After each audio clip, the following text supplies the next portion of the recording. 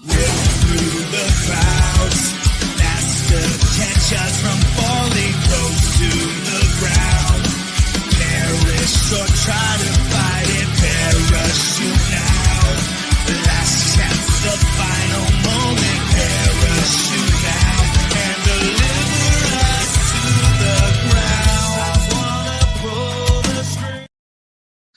Welcome, everyone, to another episode of the Chris Perish podcast. My name is Chris Perish, and you are absolutely in for a treat as we have a special guest today. But before we get anything, we want to make sure we get all of our house cleaning out of the way. As you see the Rogue Energy logo down on your bottom screen, make sure you're checking out rogueenergy.com. And at the checkout screen, make sure you hit that promo code PERISH, P-E-R-I-S-H, to save yourself 10% off, because the more you use it, the more they let me know, hey, you're bringing in business, and I can get to affiliate and get you an even better deal. So go check that out. And make sure you check out Turnbuckle Studios. And more important, right above me, you see that TAP logo, that Turnbuckle Affiliation Program. Make sure that you check out everything there, because if you want an introduction to podcasting, you want to get aligned with Turnbuckle Studios and the Chris Perish podcast, you want to make sure that you're checking out the Turnbuckle Affiliation Program. And you can check that out at the link below at affiliationprogram.my.canva.site. And before we get underway, I just want to make sure that you are absolutely checking out this beautiful new logo from the Chris Perish podcast, because it is absolutely dynamite. And I also want to thank Downstate for that amazing, amazing song. But without further ado, Kamikaze, that crazy mofo, is my guest here today. Kamikaze, how are you doing, my friend? It's been a hot minute, but it's sure glad to see you. Oh, it's great to see you too, Chris. I have to put over that theme song, first of all. I was marking out hard for that. It's fantastic. That's custom made just for you. Yeah, I have to thank beautiful. I have to thank Chris Van Vliet for pointing me in the right direction with Downstate. And I was able to get a custom theme song made. So YouTube, you're going to have to work a little harder to copyright me. Perish, I'm impressed. You're big time here. This is high quality stuff we got going on here. This is good. Thank you. I do all my own graphics, by the way. Oh, tremendous. Yeah. We aren't here for my graphics. We're here to learn more about you. So what are you up to nowadays? And but you know what? Scratch that. Before that, you're a professional wrestler. I know this. The world might not know.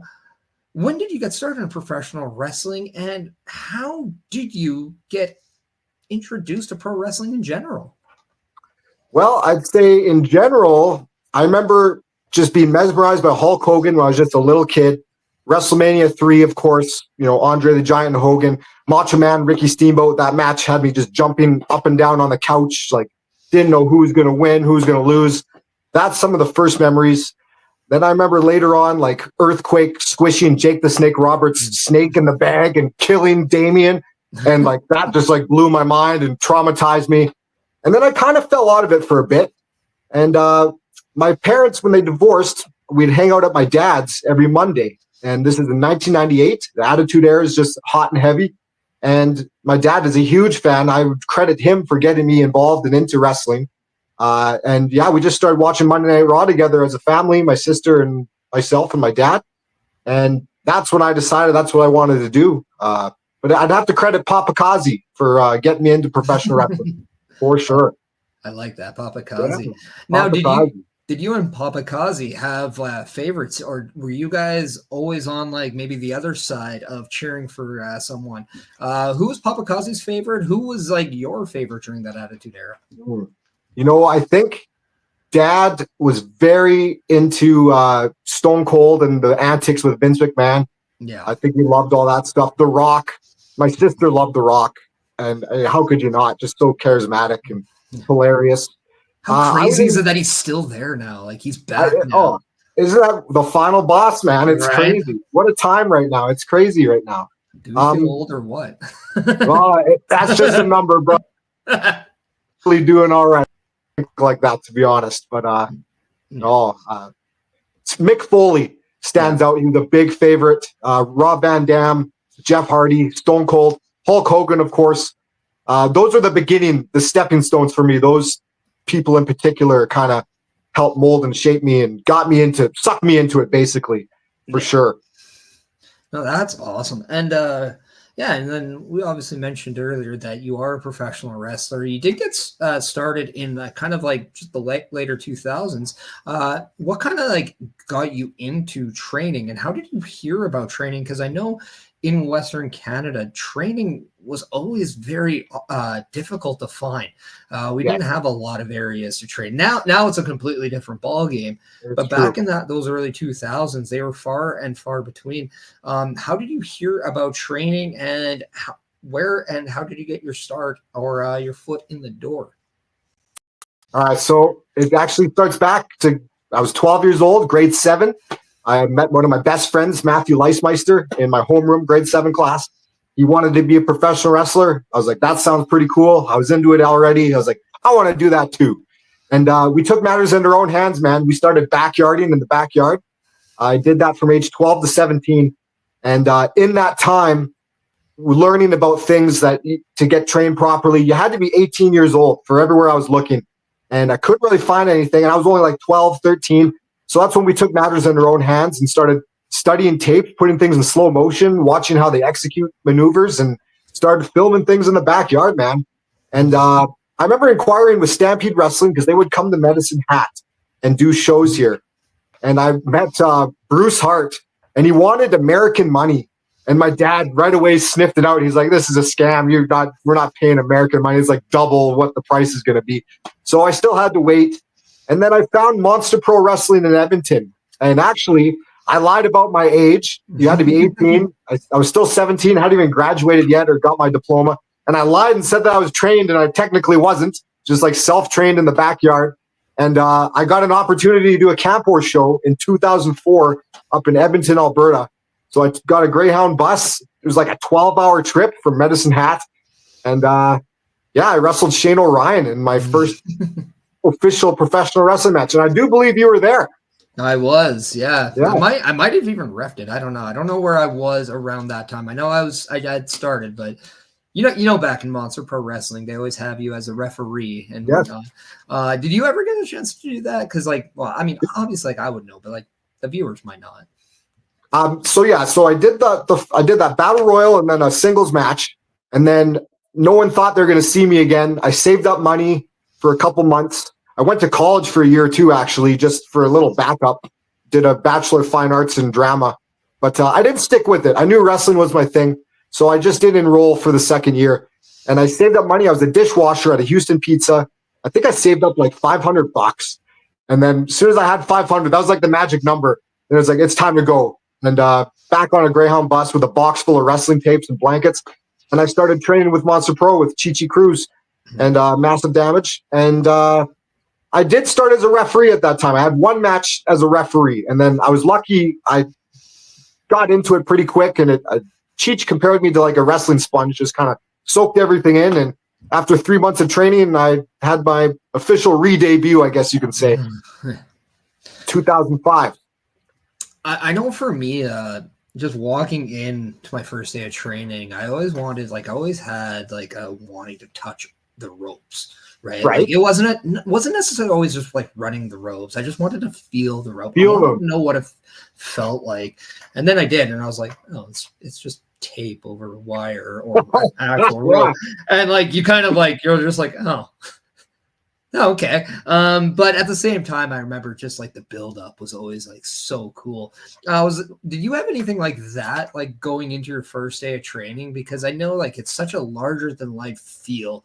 You almost are just like nervous and scared because like you're doing it and you're just so like, like it's going to be fun, but at the same time, you're just absolutely petrified because when you see people in the ring doing whatever they're doing, you're just like, whoa, it's all so fast and so real.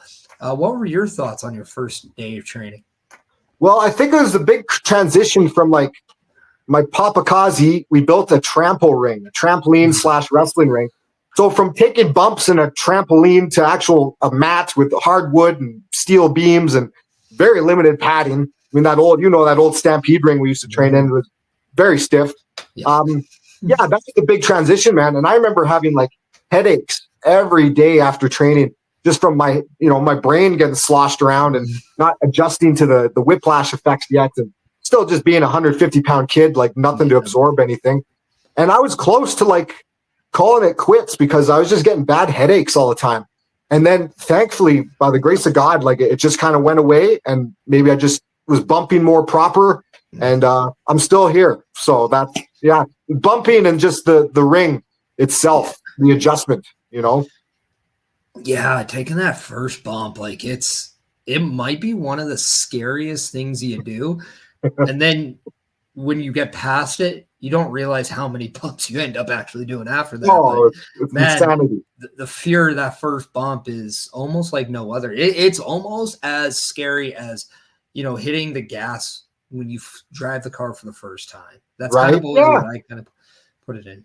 Good comparison. Yeah. You talked about Shane O'Brien being your first match. Yes. Do you have a chance? Do you watch? Have you watched that match? And then the transition kind of there is: are you somebody that likes to watch what they do, or are you somebody that just I'm like I critique it too much? Man, I have a book. It's a binder, and it's about this thick with like not only just ideas, promos, moves, chain wrestling, everything, merchandise, but like there's a section devoted to critiquing myself, and it's pretty thick with pages, and I think it should be, man. You're your own worst critic, but yeah, man, I would watch my stuff back. I've watched that match back, and Ryan has even admitted to me later on. He's like a lot of the guys were pretty hard on me because I came in untrained and stuff like that, but I was a bit of a natural. I'm not gonna lie, and things came to me pretty decent. It's not like I was the complete putz out there. And Ryan even admitted to me that like I had a better showing than him. And now to this day, when he retired, I wear his wrestling boots. So I had my first match with him, and now he gave me his wrestling boots, and I rock Shane O'Brien's wrestling boots wherever I go. So kind of full circle. You got the luck of the Irish of Shane O'Brien. The Irish looking after me, man. Do you have any superstitions when you go in the ring? Because you talk about like wearing Shane O'Brien's boots. You talk about like things being a natural. I've noticed in my time that usually when people have a very swift transition from whatever they do into wrestling, there always seems to be superstitions. So I'm wondering, do you have any superstitions when it comes to professional wrestling? I think more just like being prepared. Like I need to make sure I stretch so I get to the venue early enough that I get a good full body stretch in. I need to make sure I get an X amount of water in me. I don't care if I look bloated. It's just your body is like 90% water. So that's just going to reduce the chance of tearing ligaments and tendons and stuff like that. So I get lots of water in me, stay hydrated. I need to pump up at least 3 times and like run on the spot, get the blood flowing. So pumping up, stretching, water. And then I have to pray as well before my match. And I pray for everyone on the show for safety. I pray for safe travels. And I just pray that we all entertain the people best that we possibly can. So that's kind of like my tradition, my routine, what I do. I guess if you can call it superstition or not, but. No, that's awesome. And you mentioned the praying, and you don't hear a lot of like nowadays. You do hear a lot more people talk about their faith and how important it is when it comes into wrestling. How important is having faith and bringing it into the world of pro wrestling? Because a lot of people, or the people from when I got my foot in the door, you don't hear so much about faith. In fact, you were made fun of a little bit more, but now it's obviously a lot more a part of pro wrestling. How important is your faith and to your love for pro wrestling? Well, I agree with you with how things used to be, because I was on the tail end of that as well. Just like there's a whole different animal. These guys are just nitty gritty, tough men. A lot of them were bullies, to be honest. But like, yeah, things have changed. Very important, especially over the last couple of years, man. I was out of wrestling for a bit, and in that time I was in home care. I looked after a gentleman with MS, and just looking after him and taking care of him and his needs for things that we just take for granted. It just opened my eyes, and I thank the good Lord above that I had to be put in that position, that humility, and just to, not be selfish and look after somebody else. And I'd be nothing without the good Lord above. For all my talents and abilities, my mind, my health, my family and friends, like everything is thanks to the good Lord above. And it's extremely important. It's number one in my life, to be honest. And I'm just trying to use those gifts, talents, and abilities to the best of my abilities for the greater good, to serve God's purposes, and to try and put him first as well. And that's why I got a tattoo on my arm of the cross. And, I'm not ashamed anymore, or scared to be bold and talk about it, Yeah, and there's completely nothing to be ashamed about. In fact, anybody who embraces something like religion, like just anything that helps them feel more powerful in order to have that confidence to do anything, I think all the more, and just do it, because it's so empowering, it's so rich, and it's so beneficial and so positive. What advice would you have to maybe somebody coming in to the world of wrestling, or maybe not even wrestling at all, but like if they struggle with, having faith, do I want to include it into what I do? What would Kamikaze tell that person? Opinions are like belly buttons, or maybe assholes. Everybody has one. So don't worry about what other people think. You got to be true to yourself and true to your beliefs, and shine bright.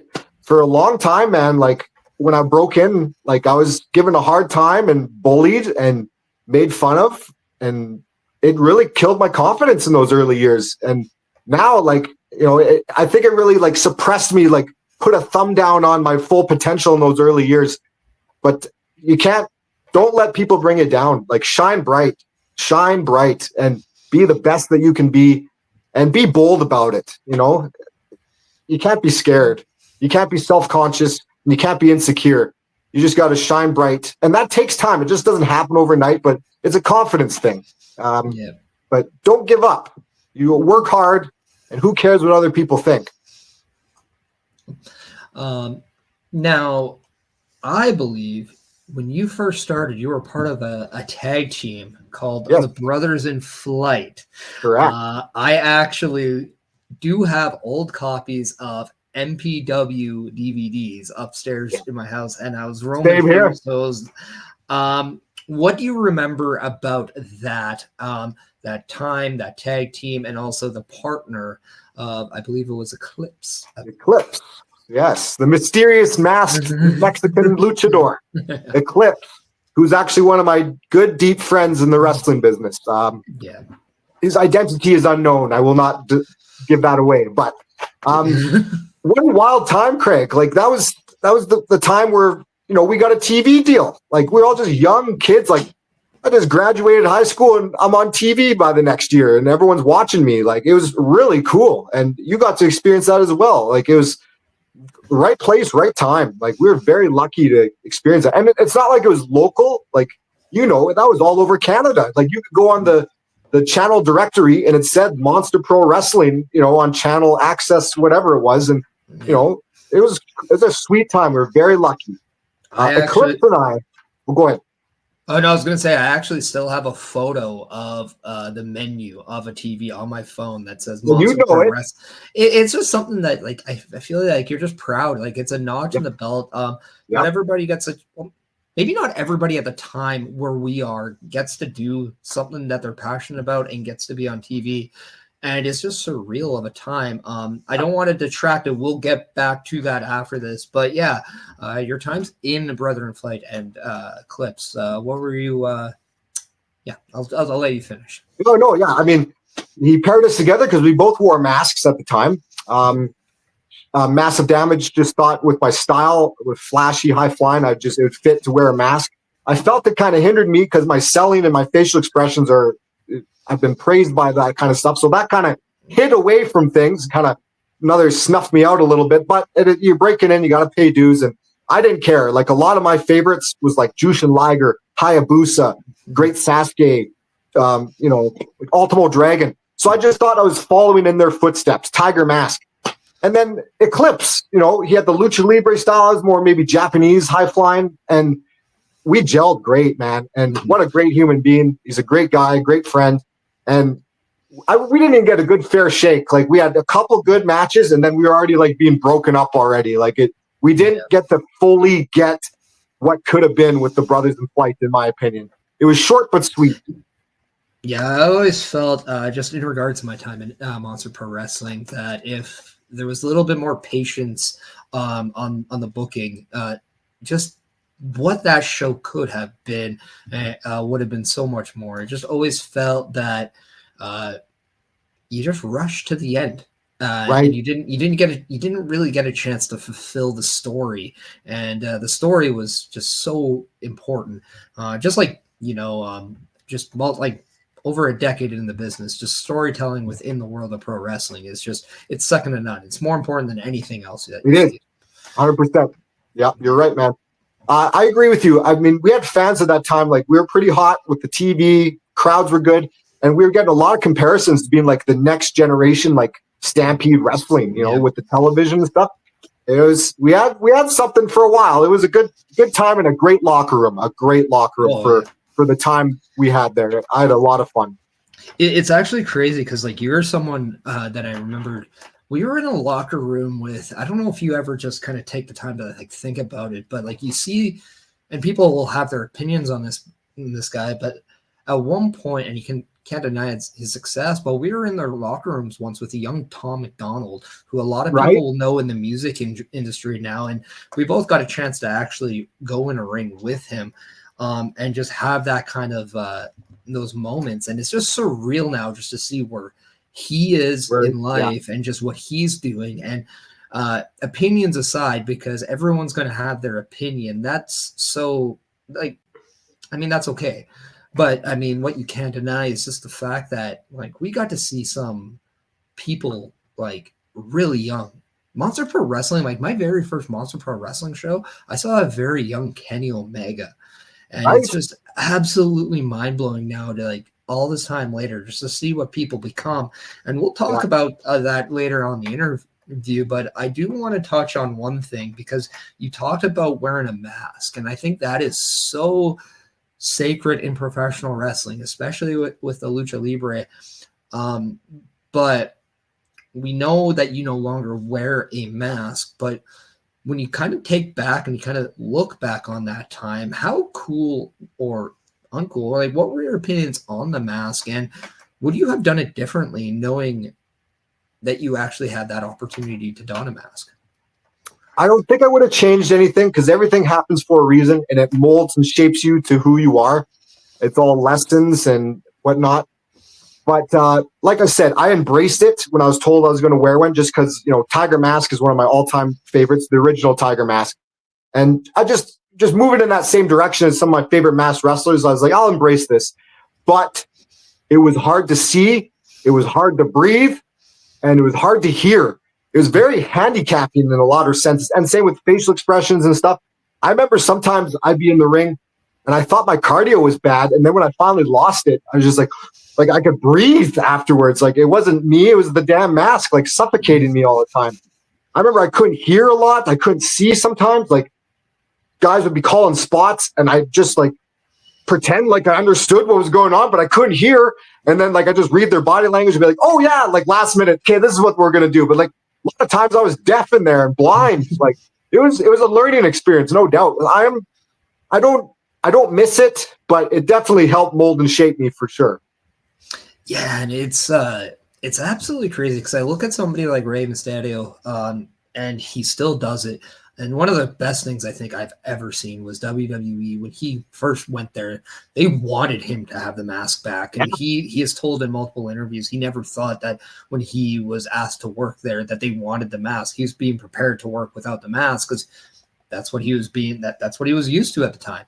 But now you look at the mask and it's like you've seen the evolution of the mask. You've seen that he's made adjustments to like what you're saying, like airways and just comfort. Like you see the strap long. Sometimes he doesn't even have the back because he has no hair, so he doesn't want the sweat to be cooped up in the mask because he hears so many horror stories with whether it's Kane, whether it's Mankind about their masks and how gross that they become. Yep. Kind of a fun thing, but how gross did your mask get? And or did you just keep it clean a lot. I want to know the details because people need to know. For sure. Did you have multiple masks, or were you nice with the masks? How gross did it get? It wasn't per se gross because I was always getting new gear, different colors. So like I had about 9 or 10 masks when it was all said and done. And then it evolved too throughout that time. They got just like primitive to like really fancy. I had like horns and stuff like that near the end. But there's a funny story. I think it was my third mask. It was an orange one. It was really loose. And literally, a lot of people don't know this, but I would take duct tape, and like ball it in a circle and like stick it to my head and like squish it on and like all on my forehead, the sides. And I'd literally tape the mask to my head so it wouldn't like swish around and stuff like that. So yeah, that was a fun time, just taping a mask to my head. But no, nothing too dirty or gross. I had too many that I could swap in and out and change it up all the time, so. What was like? How was your mindset like with like adjusting masks? Like you said, you have about 10 masks. Did you were the way the masks made? Did they ever like evolve like in terms of adjustability, in terms of like stuff like that to prevent that breathing, like you were talking earlier, or did you always have the same kind of model when you're making a new mask or getting a new mask made? My first 3 were from the original designer Zoe Kane. If you remember her. She made the Stevie Saint stuff. There you go. Yeah, man. And so those ones were just like, they'd just be wrapped around my face kind of thing with ties in the back. And, it worked. Yeah. And then I met Brenda Engler, who I'm sure you're familiar with, out in Sherwood Park. And she made horse riding gear and wrestling gear. Yeah, I got one set of gear made by her, and I wore it once, and I could not stand it, but it looked good. It just was uncomfortable for me. Oh, I see. I still get gear made from her to this very day. I haven't been to anyone else since I met Brenda. I think she's amazing, and she can make my visions come to life. But we amped it up with her. I put her to the test. Like I had like horns coming out of it and big eye holes so I could see better. The nose was still tricky. I still was hard to breathe in those suckers, but yeah, there was an evolution for sure, man. Like I kind of hybrided Hayabusa, Jushin Liger, and Ultimo Dragon with my own twist and mixed it all together. And yeah, it was good times. I had like a hole in the top so my crazy colored hair would stick out and stuff. So always had crazy hair. Yeah, and you still do. We see the green, we see the colors. How important is the hair to you? Because I know a lot of people, they won't get their hair cut. I know a lot of people are just like, well, I'll cut it because I get to evolve my character, kind of a thing. Right. Stuff like that. How are you with your hair? Because I don't see you with short hair very often. Very handful amount of times as I've known you. How important is like your hair to your overall look? Well, I think like the best characters are just extensions of yourself, and like Kamikaze is just an extension of Cameron Toms. I'm just a unique human being. I dance to the beat of my own drum. I'm not insecure. I'm not self-conscious. I shine bright. I try to shine bright. And sometimes that doesn't sit well with other people's egos, but you can't worry about what other people think. But I mean, just being different and having visions in my mind, this is what I want to do, and just making it come to fruition. I've had like double mohawks, all kinds of crazy styles and color, all the colors of the rainbow. And yeah, the last couple of years I've been rocking the long stuff, and I've always wanted to do the dreads, the braids. So once again, another little goal is accomplished here, just making things happen. But it's just a part of who I am. I'm just an individual. I don't fit into the crowd. You know what I mean? Like I'm me. Before we kind of move on, I just wanted to ask, when did you stop donning the mask? And was there a story, or was there a reason, or like what prompted you from moving away from the mask? So actually, I have to credit Adam Pearce for that. So I did a Ring of Honor tryout in Winnipeg, and I didn't wear the mask for the tryout. There was like not a live audience. It was just like a seminar / tryout with Adam Pearce. And so I just in like gym clothes and doing the tryout. And I ended up earning a Ring of Honor dark match in Toronto. And when he found out that I actually wore a mask, he's like, what? He's like, why? He's like, why would you hide all those facial expressions and you're selling and blah, blah, blah. He's like, you got to get rid of that. You do not need to wear a mask. So from that point on, I we booked it in a big angle with Alex Plexus and PWA. I feuded with him about 4 or 5 months for the Cruiserweight Championship.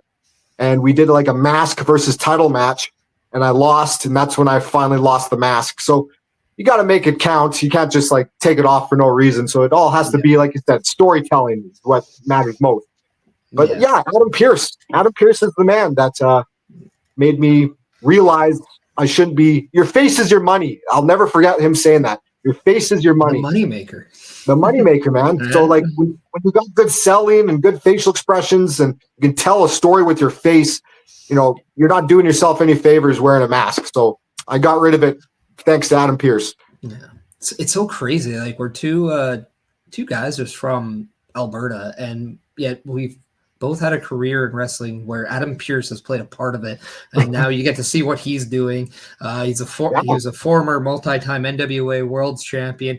Now he's a general manager to the most chaotic show in WWE, Monday Night Raw, just the way he liked it. And yeah, we're here reminiscing about the things that he has taught. So yeah, in words of Adam Pearce, love somebody today. And Adam, both of us, we love you, and we definitely appreciate all the kind words and the time you took for both of us. I think that goes without saying. Thank you.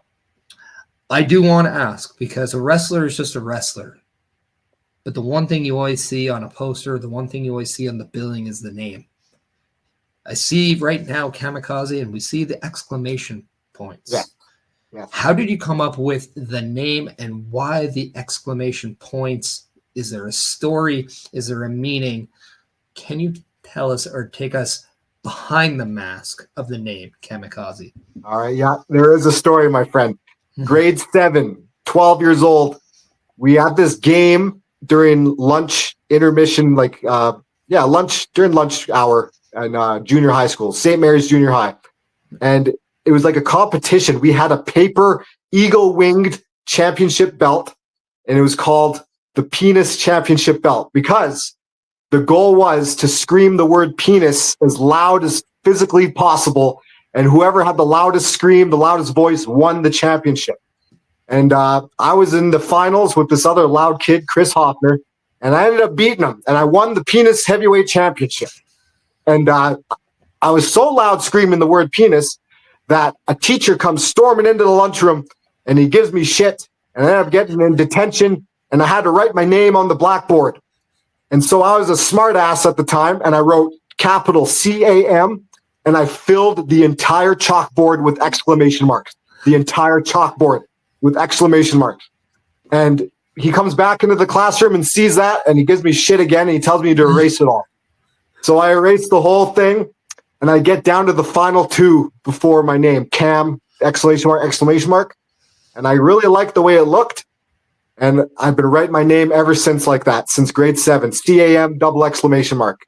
So I incorporated it into my wrestling gimmick and just being different and, you know, just standing out from everyone else. It's Cam Ikaze. So that's the story behind the exclamation marks.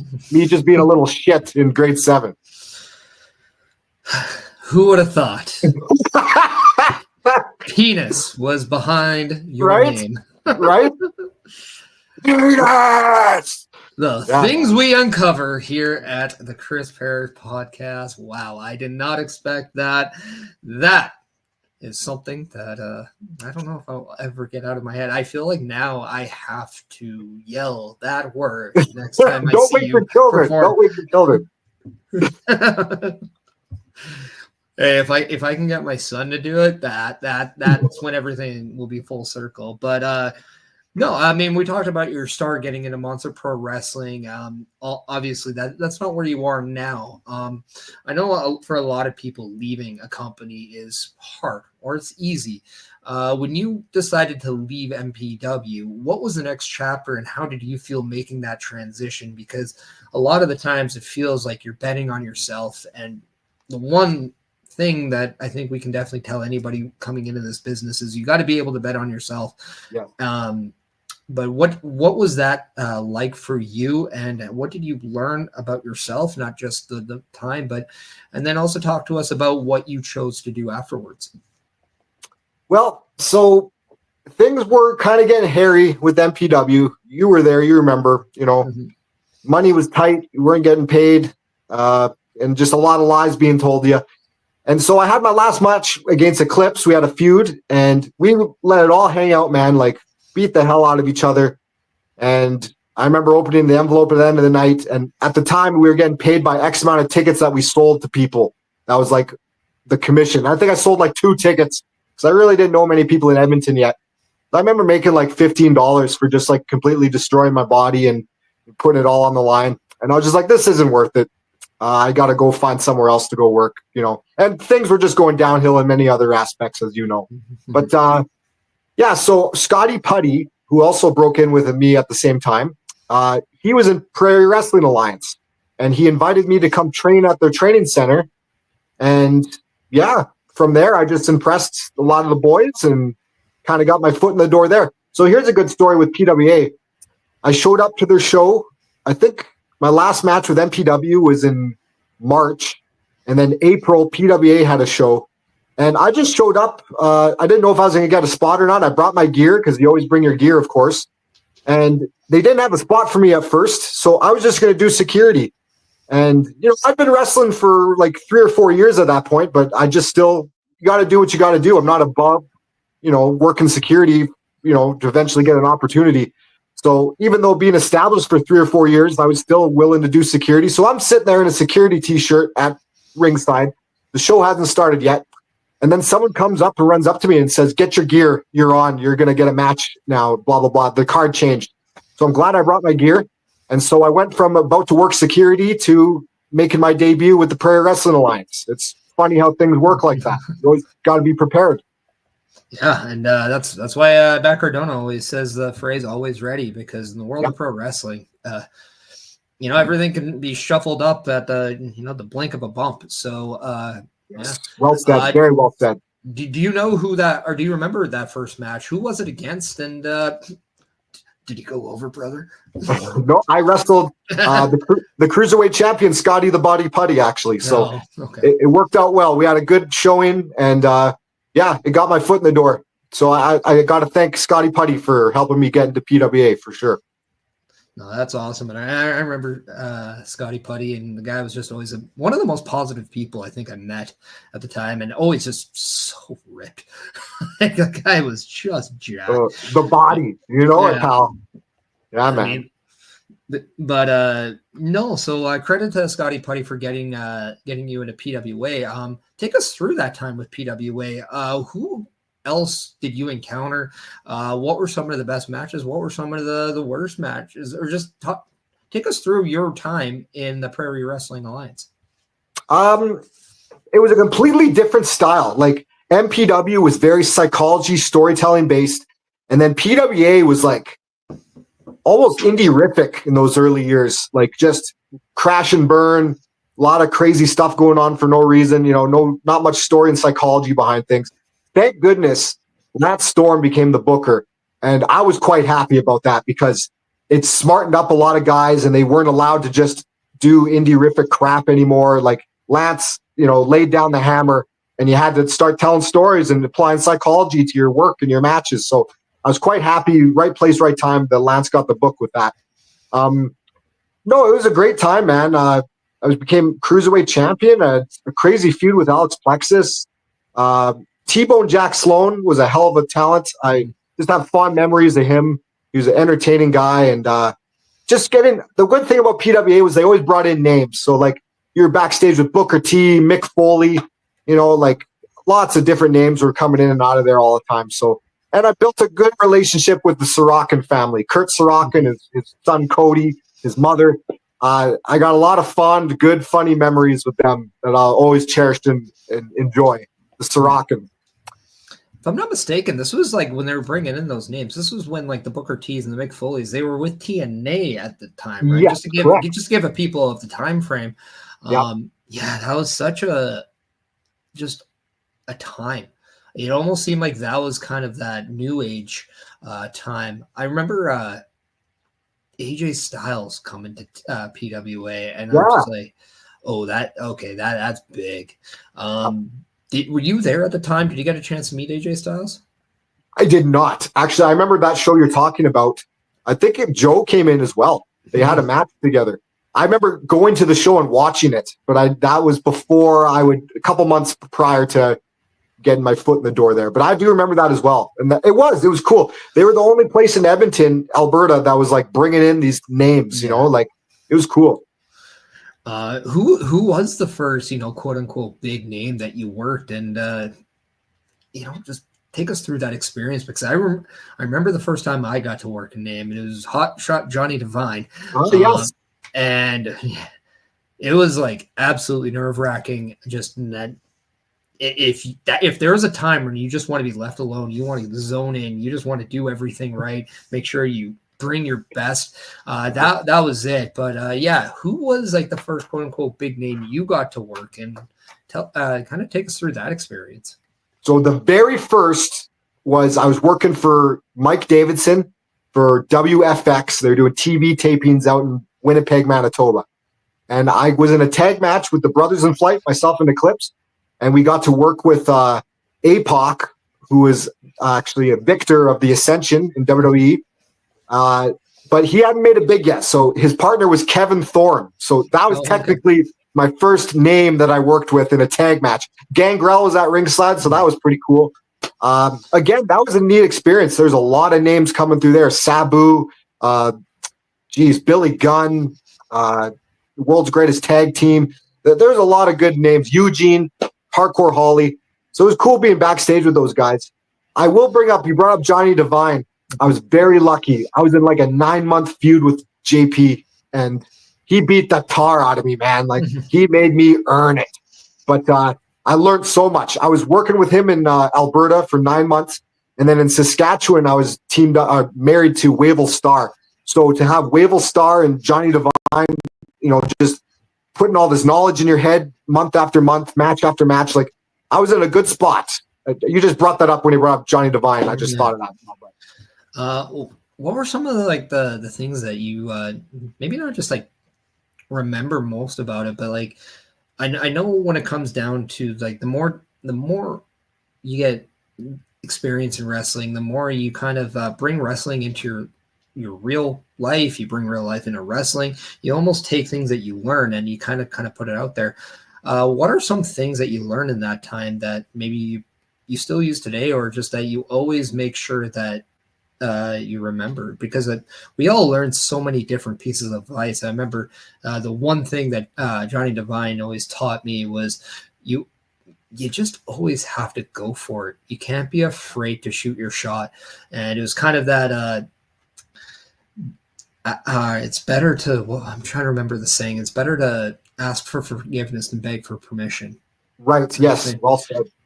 I think you nailed the nail right on the head with that quote right there. It's just, giving it everything you have, no regrets, and just not being afraid and diving into the deep end. I mean, you can apply that to life with everything. I mean, if you just hum and haw and overthink it and stutter over it and just make excuses, you just got it. It's like the Nike slogan, just do it, Yeah. Just do it. You hit the nail on the head, man. Just go for it.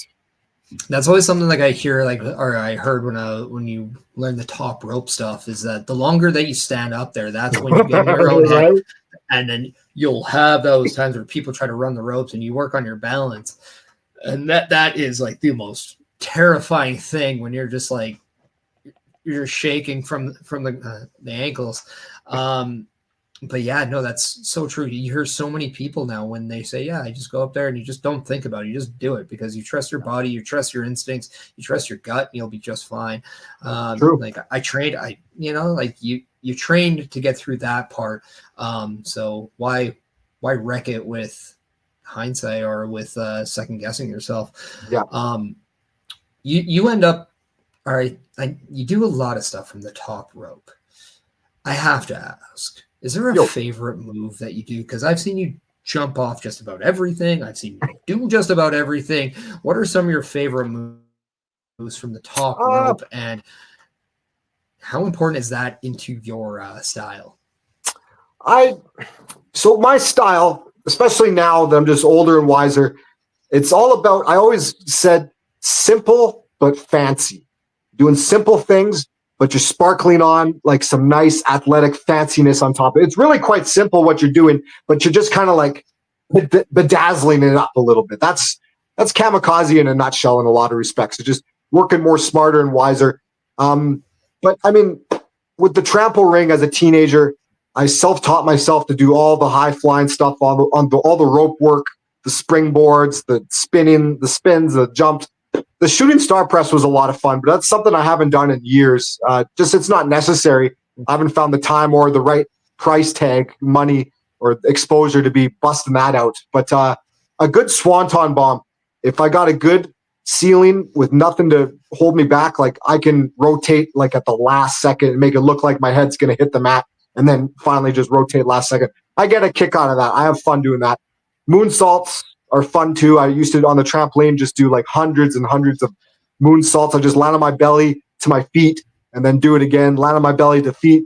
I just repetition, man. That's how you get good, is repetition, the reps. And as a teenager, I drilled all that stuff in my head and it's second nature now. But a lot of times being a high flyer, you get flack that you can't work. You're just a spot monkey. I think that's just like a bad excuse, for guys that are jealous and envious a lot of times, because I don't give a damn if those ropes are tight, loose, the ceiling's high or low. Like, I'm a worker. I'm going to adjust. I'm going to make it work. You don't have to do all the crazy stuff every night. There's a time and place for everything. But for someone to be like, oh, well, the ceiling's low tonight, good luck. It's like, yeah, screw you, man. Like, I know how to work. Like, I'll be just fine. Thank you very much. The ropes are loose. Good luck. Like, yeah, I don't give a shit. Like, I can work around. I'm a professional. Like, but I think it's just like a lot of jealous, envious guys will like throw that in your face. He's just a spot monkey, blah, blah, blah. But like, I think I've proven over time, like I can roll on the mat with the best of them. I can work, I can fly, and that's taken years. Rome wasn't built in a day, as Chichi Cruz said, but it's just been the dedication and the training and the reps, getting the matches and the reps experience. Yeah, I kind of went off on a tangent. Sorry. Oh, no, that's exactly what. It's what we want here. I mean, if people ever criticize me for anything when I do these shows, I've been known to go off on a tangent a few times. Go off the rails is kind of the term. Right. I like to say. But yeah, no. I mean, people who always like kind of give you their 2 cents are just people I've always found they're just either jealous or envy of the fact that you're able to do something that they can't, or they want you to limit what you do out there so they look like a bigger a star. And to me, it's just insecure. It's just unnecessary, because at the end of the day, you have an opportunity to go out there. I mean, you've heard it from so many other people, but Bully Ray always says, when you go out there, just get over. That is the most important thing that he says for people in indie wrestling. But also it's an opportunity to, get that relationship with the crowd. There might be people out there that, they may see you every week. They might be seeing you for the first time. So that's your opportunity to develop that relationship. And whether or not they like to see you fly, whether or not they like to see you trade holds, that's why we tell the stories, because we get to dictate which one we choose to do. Right.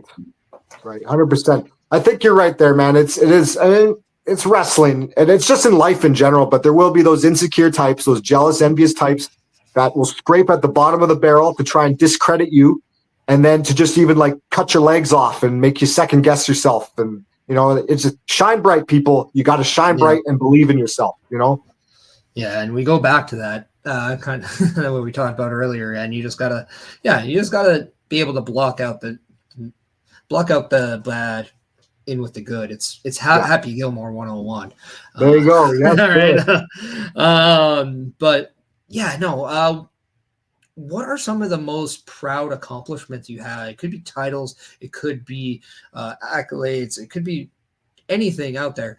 But also, before you answer that, what was it like winning your first pro wrestling championship? And which one was that? And how did you feel when you found out that you were winning a title? The first championship was the Monster Pro Wrestling tag team titles with the Clips, the Brothers in Flight.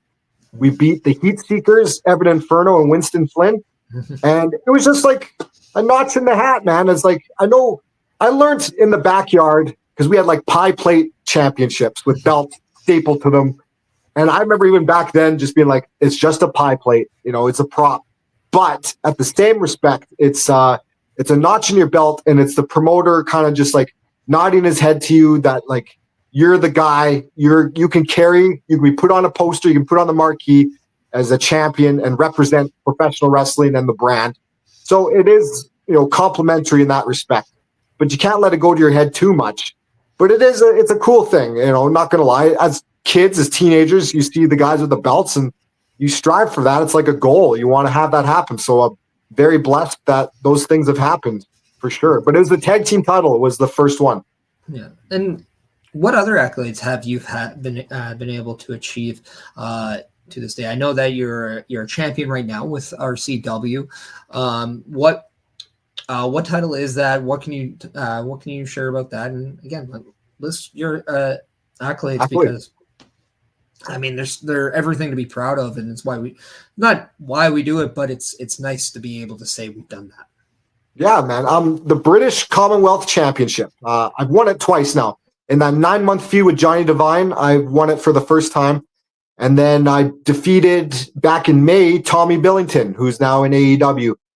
So that was a cool little notch in the belt as well. That he's off to greener pastures. But yeah, the British Commonwealth Championship I currently hold. Some other accolades. I was the Wrestler of the Year in Edmonton. I did the Ring of Honor tryout. I was part of the TNA Gut Check. I made it to the semifinals. I did a invite-only WWE Performance Center tryout. They flew me down, all expenses paid. I did a 4-day tryout there. I did extra work for WWE in Calgary and Edmonton, and I made Paul Heyman jump out of his chair during my promo, and he goes, "Sign this, kid!" And then he left the room. And I thought I had a job right there, dude, but I had to. That's when I earned my tryout. But I remember TJ Wilson pulling me aside, Tyson Kidd, and he's like, "Dude, despite whatever happens, that's a notch in your belt to make Paul Heyman jump up like that." And that was a cool experience, man. And then Paul Heyman took me aside later. And he's like, "Kid," he's like, "you got some big balls." And that's a compliment I've actually got a lot from veterans is I've got big balls. So that's thanks for that. But no, it was cool to make the mad scientist and one of the master promo guys jump up for my promo. So it's given me a lot of confidence. And I'd have to thank Roddy Piper, training with Roddy Piper to help bring out those promo skills. I feel like I'm in a really good groove with promos right now. And Roddy Piper, training with him, doing the Harley race camp, getting to train the Harley race and Dusty Rhodes and Ricky Steamboat, going out to the United Kingdom, wrestling 70 matches in 7 months, training with NXT UK guys out there, Joel Redmond, the first NXT tag team champion. It's a long list, and I'm very blessed for that. I thank the good Lord for these cool things. It's just traveling and getting out there, and the fans too, man. I have some crazy, awesome fans right now that they're following us everywhere we go. Like they'll go to Lethbridge, they'll go to Calgary, coming up to Edmonton. Like they're putting on miles on the road just like we are. It's impressive. It's flattering. A lot of fans are like putting their hair, put in braids, coloring it. We're getting all kinds of gifts. We just had a fan get a tattoo, CMF, crazy mofo, exclamation marks. Like it's intense. I never in a million years would dream of this. It's a blessing. And with great power comes great responsibility. You can't take this for granted, and you got to be professional and represent the people and the product and professional wrestling properly. I can't be screwing up and doing stupid things. I'm blessed. It's a good time. It's a good time right now. No, that's amazing. It's not just amazing that you were able to do all that, but it's amazing that you're able to look back on that, be proud, and just reflect too. It's so few in between now that you see people and how much they're able to just understand that the accolade is something to be proud of instead of just something to bestow, like it's a notch on the ego kind of a thing. Like being able to separate the accolade from being, instead of just kind of rude about it, you're grateful about it. And that's something that I really do admire about you. So please always keep that, man. And I know you will. I know you I know you outside of the ring, and it's just a pleasure to not only just know you in my life, but also be able to see you kind of start kind of in that time frame of in that early 2000s, kind of see where you are now, just see the person that you've transitioned to be. I mean, I'm just proud of you, man. I really am. God bless you, man. Thank you. It's all a blessing, man. Like I said, like just take it one day at a time. Every day is a blessing, and you got to count your blessings. You got to be thankful. You got to be grateful. Show that gratitude. Thank you so much, man. That means the world to me. We've known each other for a very long time, and I appreciate your friendship. Thank you very much. Thank you. And we're both part of Bobby Sharp's wedding party, so that's right. We've got to do. We've done some things. But the one thing we have never done is the one-on-one, and maybe in the future, people, maybe in the future. But it kind of ties into my next question. Who are some of the people, whether it's within Alberta, whether it's outside of Alberta, but who are some of the people that you want to get in the ring with? Who do you want to mix it up? Who do you want to see kamikaze versus to on that poster? What is your list? Jeez, that's a good question, man. Like, I remember when I was just getting back into this again, my main goal, like I really wasn't into like all the indie darlings and stuff like that. Like I wanted like veterans, experienced guys that worked television for 20 years. And I'm kind of getting that right now with CWE. Like I've been getting to wrestle and work with and learn and travel with guys like Shane Douglas, Ultimo Dragon, Savio Vega, D'Lo Brown. I like these guys, in my opinion, you'll learn way more than you will from these flash in the pan indie darlings right now. I'm sorry to say it. The experience is unmatched. And that's what I want. I want veterans. I want guys that have been there, done that, and have made money and have wrestled on the big stage in that respect. That's what I want. I learn from these guys and work with these guys. So CWE, we got a tour coming up with Juventud Guerrero soon. And then in January, we're going to have Eugene and Jimmy Jacobs. So guys like that, Eugene, Juventud Guerrero, guys that have been there, done that, and have been on a big high-level stage for a long time. That's what I want. I'm not too concerned with the flash in the pan, indie-rific stars, if you want to call them that right now. Like, I want established veterans is what I want to learn from and get better from. So, yeah, and I believe in January 9th, CWE is going to the Sault Ste. Marie, where you get to see Turnbuckle Studios' own Carl Carafel and Chris Bestu announcing down there. So, everything ties in. Good crowd in Sault Ste. Marie. Really good crowd there. Thunder Bay is excellent, too. Yeah. Cam, I know we haven't even scratched the surface, but we are kind of nearing that 1 hour mark, and I have to say we do have to kind of cut it now. But I do want to say I want to do a part 2. We have to get the full story in. As Paul Heyman once said, we're only in the 3rd inning, folks. But before we do sign off, what do you have going on right now? Where can the people find you in the best thing that you ever get when you are at a seminar? Plug your shit, bro. Well, I'm very blessed, man. I've come back with a vengeance. I'm one of the more busier wrestlers in Canada once again. And busy, man. I'm on the road and I'm loving every minute of it. That's where I belong, is on the road. Are there social media platforms that maybe the fans can check it out for more additional information? Yes, absolutely. It's all the same for YouTube, my Facebook fan page, and Instagram. It's at kaze CMF, the number 4 life. KAZE CMF, the number 4 life. Crazy Mofo for life. Awesome. And we'll make sure we have that in the descriptions down below. Thank you. But until part 2, Kamikaze, I just want to say thank you so much for your time and for just letting us into your head a little bit. And I can't wait for part 2 because there's going to be some interesting things that we can figure out. Especially, I do want to talk more about that gut check and those tryouts because, that's pretty cool. But Cam, once again, thank you so much. Thank you. For all the people out there, we do leave the Chris Perish podcast. But until next time, remember, everyone, go Saints. Rip through the clouds, faster catch us from falling. to